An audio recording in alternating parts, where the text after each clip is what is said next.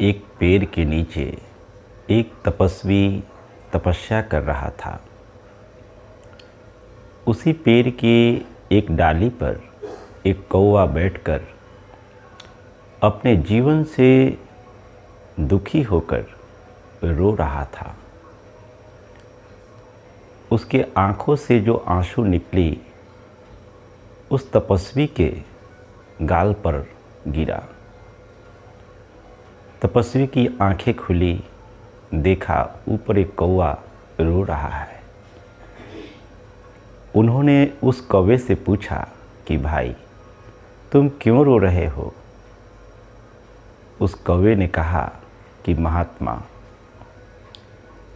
मैं अपने जीवन से बेहद दुखी हूँ। प्रकृति ने मुझे ऐसा जीवन दिया है जिससे मैं बेहद दुखी हूँ।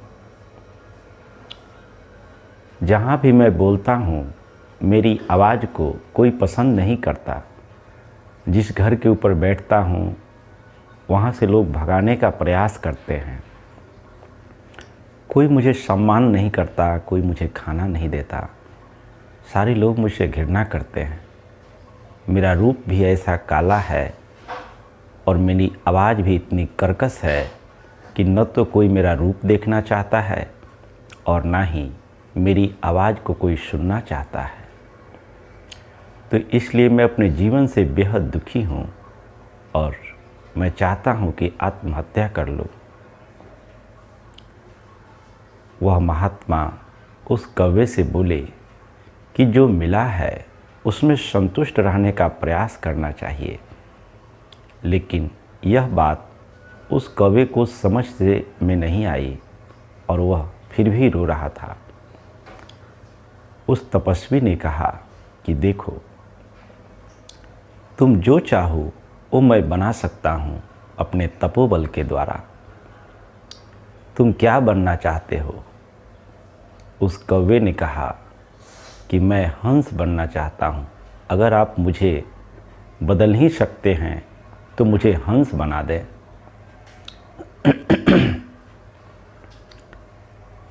उस तपस्वी ने कहा कि ठीक है, मैं तुम्हें हंस बना दूंगा, लेकिन एक काम करो, किसी हंस के पास जाओ और उससे पूछो कि क्या उसे जो जीवन मिला है उससे वह खुश है। तब तक मैं यहीं बैठ तपस्या कर रहा हूँ। तुम लौट कर जब आओगे तो मैं यहीं मिलूँगा।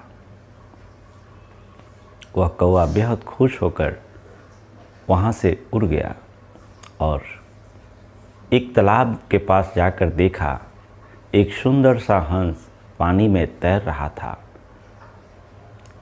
उस हंस के पास जाकर वह बोला कि तुम कितने सुंदर हो, कितना सुंदर तुम्हारा रंग है, क्या तुम अपने जीवन से खुश हो?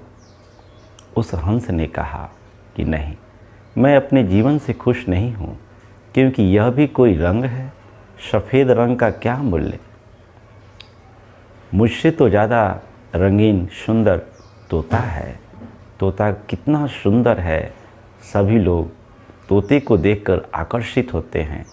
मैं अपने जीवन से खुश नहीं हूँ, मैं तो तोता बनना चाहता हूँ। हंस की बात सुन कौवा वहाँ से उड़ गया और एक तोते के पास जाकर के उससे कहता है कि भाई, प्रकृति ने तुम्हें कितना सुंदर बनाया है, कितना सुंदर तुमको रंग दिया है, तुम्हें लोग पसंद करते हैं, तुम तो अपने जीवन से बेहद खुश होगे। इस बात को सुन वह तोता कहता है कि नहीं भाई, मैं अपने जीवन से खुश नहीं हूँ, मैं तो दुखी हूँ, क्योंकि मेरी सुंदरता के कारण ही मुझे लोग पिंजरे में बंद करके रखते हैं। मुझे हमेशा भय रहता है कि कोई मुझे बंधन में बांध न ले, मुझे कोई कैद न कर ले। इसलिए मैं हमेशा भयभीत रहता हूँ, मैं सुखी नहीं हूँ। मुझसे ज़्यादा सुखी और खुश तो मोर है। मोर के रंग मुझसे भी कहीं ज़्यादा सुंदर है और आकर्षक हैं। तोता की बात सुनकर कौवा वहाँ से उड़ गया और मोर की तलाश करने लगा। ढूंढते हुए उसे एक चिड़ियाघर में एक मोर दिखाई दिया। वहाँ पर गया, उसने देखा मोर वास्तव में सभी पक्षियों से सुंदर है।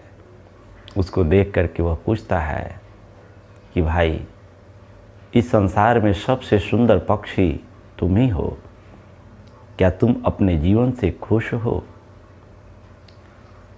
मोर कहता है कि नहीं भाई, मैं अपने जीवन से खुश नहीं हूँ। मैं कैसे खुश रह सकता हूँ?